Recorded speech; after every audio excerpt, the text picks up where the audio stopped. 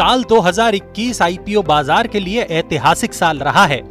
इस साल 65 कंपनियों ने अपने इनिशियल पब्लिक ऑफर यानी आईपीओ के माध्यम से कुल मिलाकर 1,29,000 करोड़ रुपए जुटा लिए हैं। ऐसा पहली बार हुआ है कि बैलेंस शीट में घाटा दिखाने वाले स्टार्टअप आईपीओ भी बाजार से हजारों करोड़ जुटाकर ले गए। आईपीओ की बहार में कंपनियों को पूंजी तो मिली, लेकिन निवेशकों के अनुभव खट्टे मीठे रहे। ज़ोमैटो और नायका जैसे स्टार्टअप्स ने निवेशकों को अच्छा मुनाफा दिया, तो दिग्गज स्टार्टअप पेटीएम में निवेशकों ने तगड़ी चोट भी खाई। पेटीएम के अलावा कारट्रेड, फिनो बैंक, पॉलिसी बाजार जैसे स्टार्टअप हैं जो अपने उच्चतम स्तर से 48% तक गिर गए। अब स्टार्टअप आईपीओ के वैल्यूएशन पर सवाल खड़े हो रहे हैं। सेबी के चेयरमैन अजय त्यागी ने भी नए जमाने की इन कंपनियों के वैल्यूएशन के बारे में चेताया है। हाल ही में एक कार्यक्रम में उन्होंने कहा कि इन्वेस्टमेंट बैंकर्स को निवेशकों और आईपीओ लाने वाली कंपनियों की आकांक्षाओं के बीच बेहतर संतुलन बनाना होगा। उन्होंने कहा कि कंपनियों को अपने आईपीओ दस्तावेज में इस बारे में भी साफ जानकारी देनी होगी कि वो किस आधार पर इश्यू प्राइस को तय कर रहे हैं। बाजार विशेषज्ञ कहते हैं कि पेटीएम जैसे इंटरनेट आधारित कारोबार का वैल्यूएशन इसलिए भी सरल नहीं है क्योंकि पहले से ऐसी कंपनियां लिस्टेड नहीं हैं, जिससे इनकी तुलना की जा सके। ऐसा भी कहा जा रहा है कि अगर इन कंपनियों का वैल्यूएशन सही होता तो शायद निवेशकों को इतना नुकसान नहीं होता।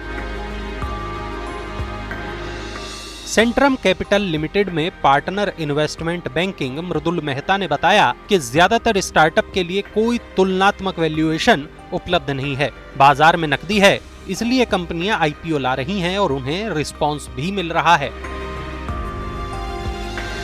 वे आगे कहते हैं, किसी भी कारोबार के वैल्यूएशन में मार्केट साइज और ग्रोथ की अहम भूमिका होती है, लेकिन स्टार्टअप के मामले में ऐसा कोई बेंचमार्क मौजूद नहीं है।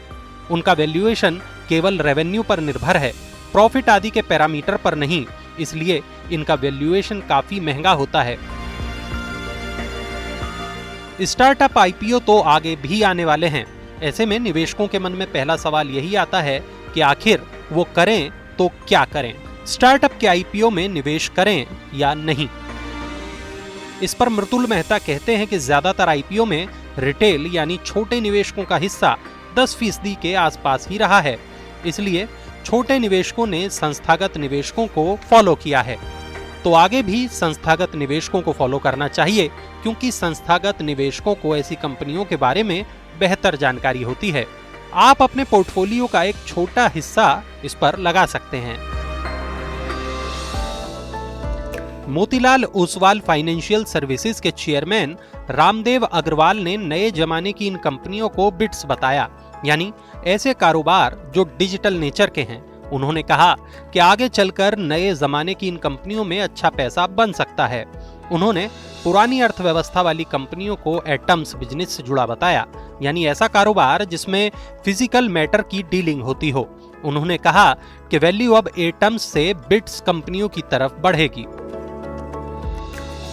तो मनी 9 की सलाह आपको यह है कि स्टार्टअप आईपीओ में पैसा लगाने से पहले केवल बड़े नामों पर न जाएं, यहां जोखिम हो सकता है। बड़े निवेशकों की ओर से मिल रहे रिस्पांस को ध्यान में रखें।